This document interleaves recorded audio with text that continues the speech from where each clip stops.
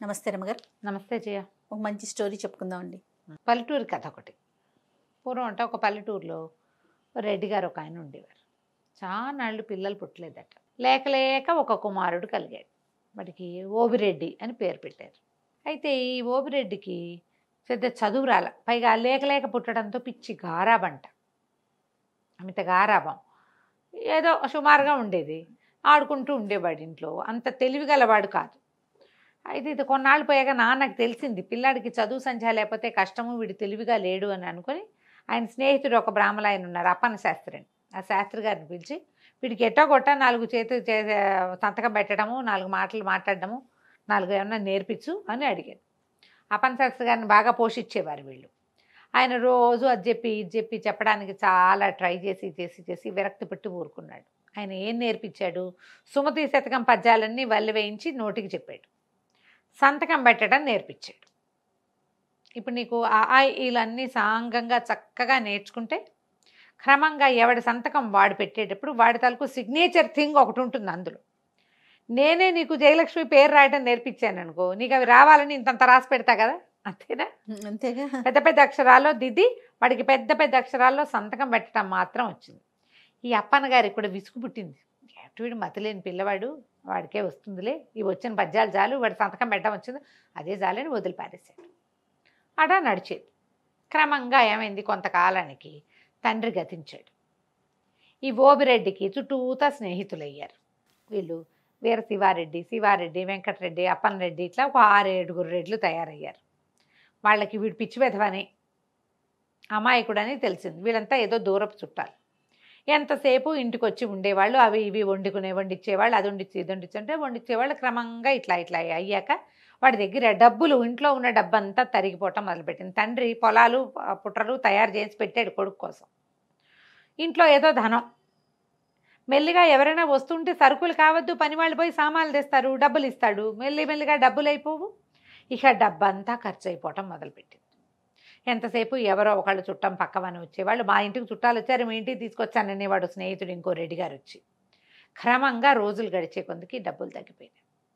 ఒకనాడు ఈ ఓవిరెడ్డి ఏదో బజార్ వెళ్తుంటే అప్పన్న శాస్త్రి గారు కనపడి, ఏమిటైనా ఓబయ్య, మీ ఇంటి నిండా జనాలు ఉంటున్నారు ఎప్పుడు ఒకప్పుడు, ఏమిటంటే చుట్టాలండి అనేసరికల్లా ఈయన అన్నాడు, నీకు జ్ఞాపకం ఉందా, సుమతి శతకం పద్యం చెప్పేవండి అని చెప్పి, ఏమిటి తెప్పలు 10,000 చేరు కదరా, సుమతి ఉంది కదా, ఎప్పుడు డబ్బులు వస్తే అప్పుడు చుట్టాలు ఉంటారు, ఎందుకంటే నీరు ఎక్కడ ఎక్కువ ఉంటే కప్పలు 10,000 చేరుతాయి అక్కడికి. అవును, నీ దగ్గర డబ్బులు ఉన్నాయి కాబట్టి చుట్టాలు వస్తున్నారు, లేకపోతే ఒక్కళ్ళు కూడా రారు అని చెప్పాడు.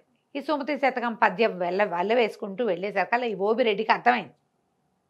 అవును కదా, అక్కడి నుంచి ఇంటికి వెళ్ళగానే ఇంట్లో చుట్టాలు వాళ్ళు వీళ్ళు ఉన్నారు, ఎవరో కొంచెం పలహారం చేస్తున్నారు, ఇంకెవరో కాళ్ళదాపు పడుతున్నారు.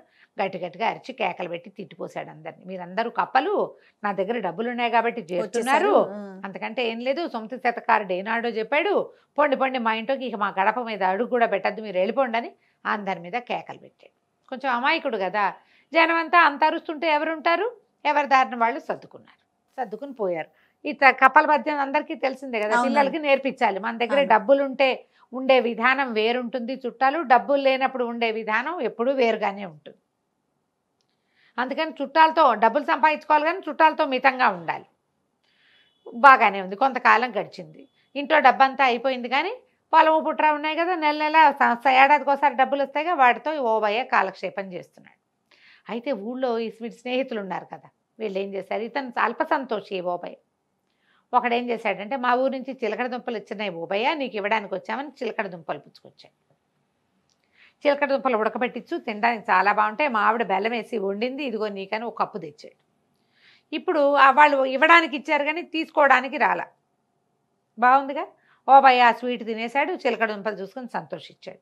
మళ్ళీ ఫ్రెండ్షిప్ వృద్ధి అయింది కొండారెడ్డితోటి. 3-4 రోజులు పోయేసరికి శివారెడ్డి వచ్చాడు. మా పొలంలో పండిన వేరుశెనకాయలు తంపటేసుకొని తింటే మహా బాగుంటాయి, ఇదిగో అని ఒక పెద్ద కంపాయంత కట్ట వేరుశెనకాయలు తెచ్చిచ్చాడు. ఒలిపించుకుని వేయింపించుకో, చాలా బాగుంటాయి, ఇదిగో తంపటేసుకుని మా ఆవిడ చేసింది నీకోసం అని ఓ గిన్నె పుచ్చుకొచ్చాడు. తంపటకాయలు తినడానికి మహా బాగుంటాయి. ఇప్పుడు కొండారెడ్డి కూడా శివారెడ్డి కూడా ఎందుకు వచ్చాడు, ఇవ్వడానికి వచ్చాడు. ఇంతకుముందు మనకేం తెలుసు, తీసుకోవడానికి వస్తారు చుట్టాలు, ఇప్పుడు ఇవ్వడానికి వచ్చారు. వీళ్ళు కాకుండా హనుమంతరెడ్డి ఒక ఆయన వచ్చాడు. ఆయనేమో మా ఇంట్లో సంక్రాంతి పండగకి పప్పలండాం, ఇదిగో నీకు అరిసెలు నేతరిసెలు ఇవ్వడానికి వచ్చానన్నాడు. ఒకళ్ళు మా ఆవు ఈనింది జున్ను ఇదిగోనన్నారు. వరుసగా స్నేహితులు రావడం మొదలుపెట్టారు. క్రమంగా మళ్ళీ స్నేహితులకు అలవాటు పడ్డాడు ఇతను. ఎందుకంటే వాళ్ళు తీసుకోవడానికి రాలేదు కదా, ఇవ్వడానికి వచ్చిన వాళ్ళతో తప్పేముంది. అది మెల్లిగా రాకపోక మొదలైనాయి. బజార్ తీసుకుపోయేవాళ్ళు, నువ్వు కాఫీ ఇప్పించు, నేను టీ ఇప్పిస్తానని. ఇవాళ నువ్వు కాఫీ ఇప్పించు, రేపు మేమందరం టీ ఇప్పిస్తామనేవాళ్ళు. ఒకడందరికీ ఓబరేడే అందరికీ కాఫీలు ఇప్పించేవాడు హోటల్లో.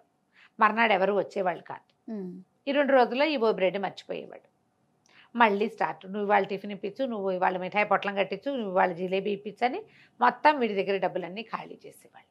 అయితే ఏమైంది, కొద్ది రోజులు పోయాక ఇతనికి డబ్బు అవసరం రావటం మొదలుపెట్టింది. అందరూ 5, 10, 10, 25 అప్పులు పెట్టారు. కావాలంటే మేము ఇస్తాం కదా అని. 5, 10, 25 కలిపితే ఓ 100 రూపాయలు అవుతుంది అంతే. డబ్బులు అయిపోతున్నాయని అడిగేసరికి మళ్ళీ రావాలి కదా, పొలం డబ్బులు వచ్చేదాకా చేతిలో డబ్బు అయిపోతే ఏం చేయాలి. అవును. సరే అప్పులైనాయి. అయిన తర్వాత స్నేహితులంతా ఏం మాట్లాడుతున్నారంటే, ఈ బాబాయ్ పిచ్చి వెధవా, ఒక ఎకరం పొలం రాయించేసుకుంటే మన అప్పులకు సరిపెట్టచ్చు. రెండో వాడు అన్నాడు, అట్టెట్టా సరిపెడతావు వెధవ, 100 రూపాయలు కూడా అవ్వు, పొలం 1500-1400 ఉంటుంది ఎకరము అంటే ఏం పర్వాలేదు. వాడు ఒప్పుకోడు అన్నాడు. ఏం పర్వాలేదు, వాడికి ఏమైనా తెలుసా చచ్చా, అంత తెలివిగలవాడు కాదు. ఎకరం లాగేశామంటే సమానంగా పంచుకుందాం, 5గురం అందరూ కలిసి ఇచ్చింది 100 రూపాయలు, సమానంగా తలా ఒక 300 పంచుకుంటారు. ఓకే. వాడు పిచ్చి వెధవగా ఉన్న నాళ్లే మనకిది రేపొద్దున పెళ్లి చేసుకుని పెళ్ళాం వచ్చిందనుకో, ఆ తెలివిగలదైతే ఈ అవకాశం ఉండదు. వీడు మన చేతిలో ఉన్నప్పుడే మనం పొలాలు లాగేసేయాలి. మన పొలాలకు పక్కన ఉన్న ఎవరో ఒకటి పొలం పక్కన ఉందనుకో, అది వాడు ఆ పొలం కలుపుకుంటాడు. వాడి 300 వాడు ఉంచుకుని 1200కి మిగిలిన వాళ్ళకి అమ్ముతాడు. 1200 ఇస్తాడు, మిగిలిన వాళ్ళు పంచుకోవచ్చు. ప్లాన్ బాగుంది కదా. సరే ఇప్పుడు మరి వాడు సంతకం పెడతాడంటే వాడి బొందా, వాడికి సంతకం పెట్టడం ఒకటే వచ్చు, చదవటం రాదు. చదవటం ఎట్టాడివి చదవటం వచ్చు, వాడికి పెద్ద పెద్ద అక్షరాలు ఉంటే చదవగలుగుతాడు. ఆ పెదబాల శిక్షలో ఉన్నట్టు చేతిగడ్డ గొలుసుకట్టు రాతతోటి రాసుకొచ్చేస్తానని ఒకడు కొండారెడ్డి దస్తావేజులు రెడీ చేసుకుని వచ్చాడు. అతని పొలం పక్కనే ఈ ఓబయ్య కూడా పొలం కూడా ఉంది. అతను కలుపుకుంటాడు ఆ పొలాన్ని. సరే చేతిగా గొలుసుకట్టు రాతతో దస్తావేజు రాసేసి చేత్తో పుచ్చుకొచ్చాడు. పుచ్చుకొచ్చాక వాళ్ళు వచ్చేసరికల్లా ఇతను ఒక పద్యం చదువుకుంటాడు. ఏమిటది, మాటకు ప్రాణం సత్యం. ఏదైనా ఒక మాట మాట్లాడాలంటే నిజం ఉండాలి అందులో. అది ఆ మాటలకు ప్రాణం ఏమిటి, నిజం. నిజం, అథెంటిసిటీ కావాలి దానికి. తర్వాత ఆ కోటకి ప్రాణం సుభటకోటి. ఒక కోట ఉందంటే పెద్ద ఫోర్ట్, దానికి ఏముండాలి, అద్భుతమైనటువంటి భటులు ఉండాలి. సైన్యం లేని కోట ఎందుకు. అవును. తర్వాత చేటికి ప్రాణము మానము, స్త్రీలకి మానం ఉండాలి, మర్యాద, వాళ్ళ దాంట్లో వాళ్ళు ఉండగలగటం, అది అవసరం ఆడవాళ్ళకి. తర్వాత చీటికి ప్రాణము చేవ్రాలు. కాగితానికి ఒక కాగితం, దేనికైనా ఒక కాగితం అనే దానికి ప్రాణం ఏంటి, దాని మీద వ్రాలు. చీటికి ప్రాణము వ్రాలు. వ్రాలు అంటే రాత, చేవ్రాలు అంటే చేతి రాత. సంతకాన్ని కూడా చేవ్రాలుగా చెప్తారు. అంతేగా. ఈ పద్యం చదువుకుంటున్నాడు. జనాలు లోపలికి వచ్చారు. 5గురు ఫ్రెండ్స్ వచ్చి, అబ్బబ్బబ్బా మన బాబాయ్ ఎంత గొప్పవాడరా, ఎంత బాగా పద్యం చదువుతున్నాడు చూడు, అసలు కంఠస్వరం ఎంత బాగుంది, ఆ పద్యం ఎంత బాగుంది, ఎన్ని పద్యాలు వచ్చో వీడికి, మనకి ఇందులో సగం కూడా రావు రోయ్ అన్నారు. అనేసి సంతోషించాడు. వచ్చారు కూర్చోండి అన్నాడు. అన్నాక అసలు ఓబయ్య చేతి వ్రాలు కూడా ఎంత బాగుంటుంది, సంతకం అంటే వీడిదే, ఎంత బాగా పెడతాడు, ముత్యాల కోవ అంటే. అవునా అన్నారు.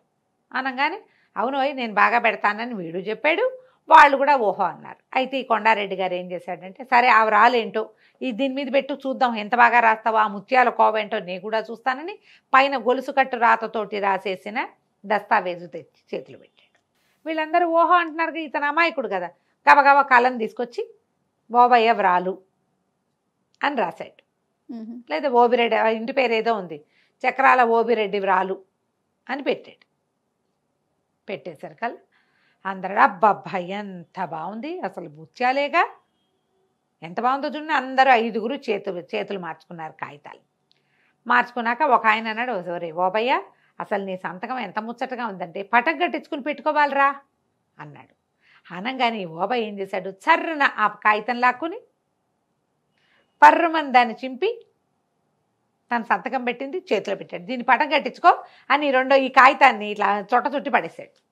కాగితంలో ఏముందో అతనికి ఏం తెలుసు.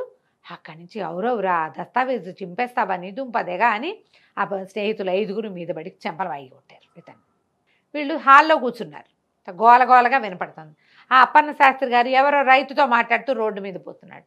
ఏమిటి ఓబిరెడ్డి ఇంట్లో ఇంత గోలవుతోందని పరిగెత్తుకుంటూ లోపలికి వచ్చాడు. ఏమిట్రా నాయన, స్నేహితులందరూ తను ఎందుకు కొడుతున్నారో అర్థం కాలే ఆ ఓబిరెడ్డికి.